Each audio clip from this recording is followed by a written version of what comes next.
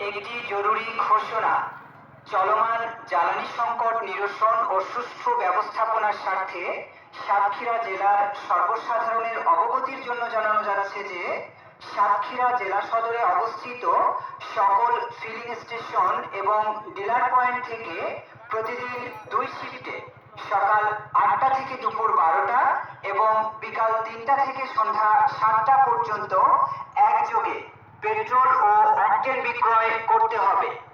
সকাল 8টা থেকে দুপুর 12টা পর্যন্ত সরকারের জরুরি পরিষেবা এবং সংশ্লিষ্ট অফিস ও ব্যক্তিগণ জ্বালানি তেল নেওয়ার ক্ষেত্রে অগ্রাধিকার পাবে।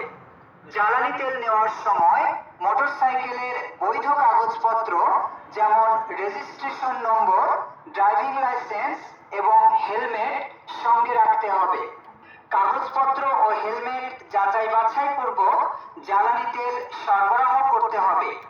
ফিলিং স্টেশন এবং জনসাধারণের নিরাপত্তার স্বার্থে ফিলিং স্টেশন সমূহের অভ্যন্তরে সন্ধ্যা 7টার পরে কোনো মোটরসাইকেল অবস্থান করতে পারবে না। জ্বালানি সরবরাহ বন্ধ হওয়ার সাথে সাথে মোটরসাইকেল সমূহ ফিলিং স্টেশন ত্যাগ করবে। ফিলিং স্টেশন এবং ডিলার পয়েন্ট থেকে কোনো অবস্থাতে বোতল বা কন্টেইনারে পেট্রোল বা অকটেন বিক্রয় করা যাবে না।